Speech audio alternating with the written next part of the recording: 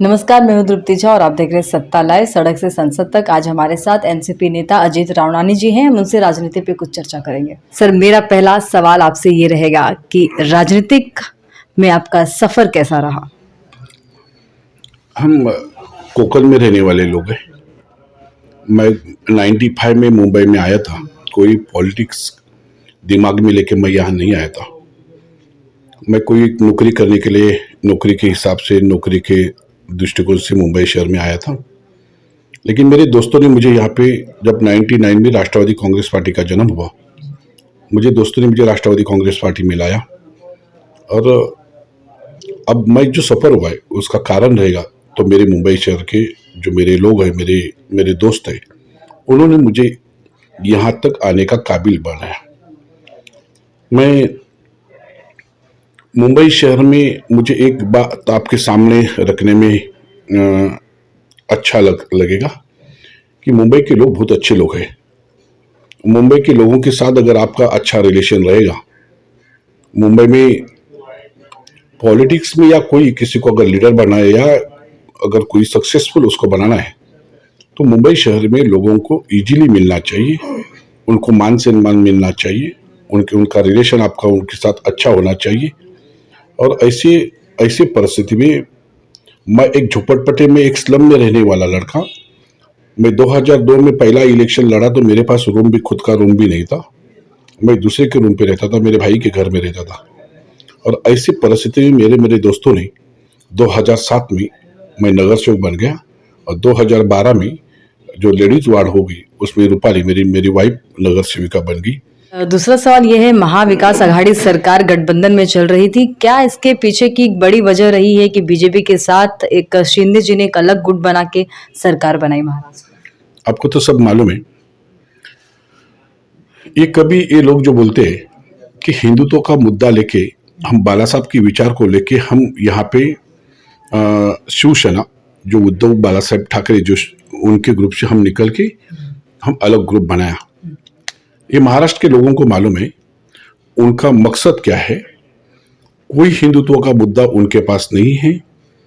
महाराष्ट्र के सभी लोगों को कि ये 50 खोखे 50 खोखा लेके ये जो गए हैं, ये महाराष्ट्र के छोटे से छोटे कार्यकर्ता को या झोपड़पट्टी में ग्रामीण भाग के किसी को आप पूछेंगे तो उनको सब मालूम है कि ये लोगों ने जिस मुद्दे से वो निकल गए वो मुद्दा अलग है और वो गए उनका मतलब अलग है। वो अपने स्वार्थ के लिए गए हैं। और भारतीय जनता पार्टी ने हर राज्य में, देश के अलग अलग राज्य में ऐसे ही पार्टी में फूट पाड़ के अपनी सत्ता बनाने की कोशिश की। लेकिन ये सरकार ज्यादा टाइम नहीं चलेगी। और सर, अगर यहाँ पर हिंदुत्ववादी के मुद्दे नहीं आते हैं तो किसको टारगेट किया जा रहा है? टारगेट अभी फिलहाल भारतीय जनता पार्टी का टारगेट महाराष्ट्र के दो नेता का टारगेट है, एक ठाकरे परिवार और दूसरा पवार परिवार।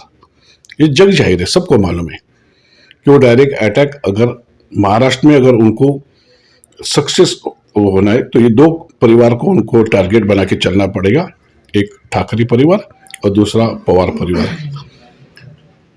अब महागाड़ी ये जो सरकार ये जो बनाए हैं, ये सरकार उनका मुद्दे क्या थे, उन्होंने क्यों बनाया है, उनका क्या चालू है, अंदर आपस में उनकी लड़ाई इतनी चालू है, वो लोगों को पसंद है ऐसा लगता है कि आपको बिल्कुल पसंद नहीं है। कोई हिंदुत्व अब्दुल सत्तार वो हिंदुत्व का मुद्दा लेके गए हैं ऐसा आपको लगता है? वो बाला साहब के विचार को लेके गए हैं क्या? वो कल दो पार्टी 4 पार्टी बदलने वाले ये लोग हैं, ये लोग हिंदुत्व का मुद्दा हम आगे लेके जा रहे हैं ये बोल के ये लोगों ने शिवसेना से बाहर निकल के ये गए हैं। लेकिन कुछ ये सब गलत है। आने वाले समय में क्या फिर से एनसीपी शिवसेना के साथ मिलकर या बीजेपी के साथ मिलकर कुछ गठबंधन में सरकार चला सकती है? मुझे लगता नहीं कि बीजेपी के साथ एनसीपी गठबंधन में जाएगी। लेकिन ये बात पक्का है कि हम शिवसेना, कांग्रेस और राष्ट्रवादी का पहला प्रयोग हम अभी आपको बोला कि अंधेरी में किया है। और आगे आने वाले महानगर पालिका में भी शायद हमारे वरिष्ठ नेता उसका निर्णय लेंगे। लेकिन हम शिवसेना, कांग्रेस और राष्ट्रवादी ये तीनों पार्टी महागाड़ी बना के उसके बाद का इलेक्शन लड़ना चाहिए ऐसा मुझे लगता है।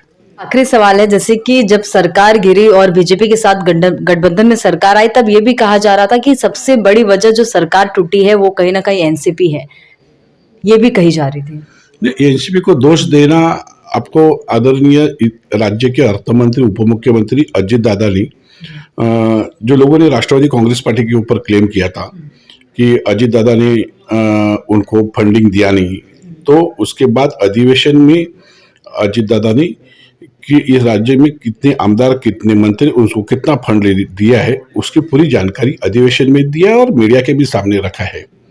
लेकिन राष्ट्रवादी कांग्रेस पार्टी को टारगेट करके आदरणीय पवार साहब ने 19 में ये जो प्रयोग किया, 2019 में महाआघाड़ी बनाई, और उसका कारण था एक ही था कि आदरणीय शरद पवार। तो सबसे पहला शरद पवार साहब की पार्टी को बदनाम करके ही इस महाराष्ट्र में अगर किसी को नाम करना है या फिर किसी को बड़ा होना है, तो राष्ट्रवादी कांग्रेस पार्टी और आदरणीय पवार साहब को बदनाम करके ही ये लोग बड़े बनेंगे, ऐसा उनको लगता है। लेकिन महाराष्ट्र की जनता ये कभी उनको सक्सेस होने नहीं देंगे। शुक्रिया सर।